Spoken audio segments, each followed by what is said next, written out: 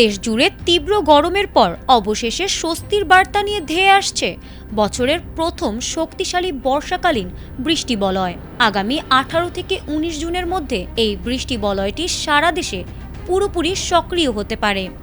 বেসরকারি আবহাওয়া পর্যবেক্ষণ সংস্থা বাংলাদেশ ওয়েদার অবজারভেশন টিমের বিশেষ পূর্বাভাসে এই তথ্য জানানো হয়েছে। বর্ষার এই বৃষ্টিবলয়টির নাম দেওয়া হয়েছে রিমঝিম, যার টানা প্রায় 12 দিন অর্থাৎ 29 থেকে 30 জুন পর্যন্ত দেশ জুড়ে প্রভাব বিস্তার করতে পারে।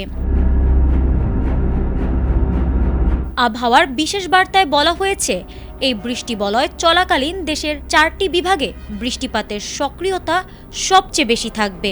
বিভাগগুলো হলো রংপুর, ময়মনসিংহ, সিলেট এবং চট্টগ্রাম। এই অঞ্চলের জেলাগুলোতে দফায় দফায় মাঝারি থেকে ভারী, এমনকি কোথাও কোথাও অতি ভারী বর্ষণের শঙ্কা রয়েছে।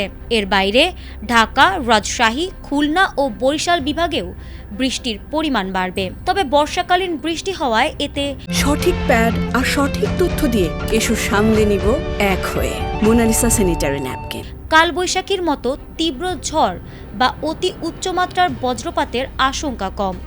মূলত টানা ও গুড়ি গুড়ি বৃষ্টি হওয়ার সম্ভাবনাই বেশি।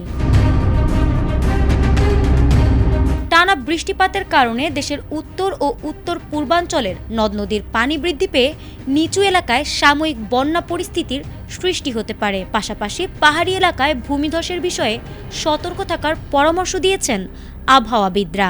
তবে এই দীর্ঘমেয়াদী বৃষ্টির ফলে দেশ জুড়ে চলমান ভ্যাপসা গরম কেটে যাবে এবং জনজীবনে অনেকটাই স্বস্তি ফিরবে। এই বর্ষণ যেমন তীব্র গরম থেকে সাধারণ মানুষকে স্বস্তি দেবে, তেমনি অতিরিক্ত বৃষ্টির কারণে সৃষ্ট সম্ভাব্য জলাবদ্ধতা ও বন্যা পরিস্থিতি মোকাবিলায় স্থানীয় প্রশাসনকে আগাম প্রস্তুতি নিয়ে রাখার আহ্বান জানিয়েছেন বিশেষজ্ঞরা। ফারহানা হক, এটিএন বাংলা।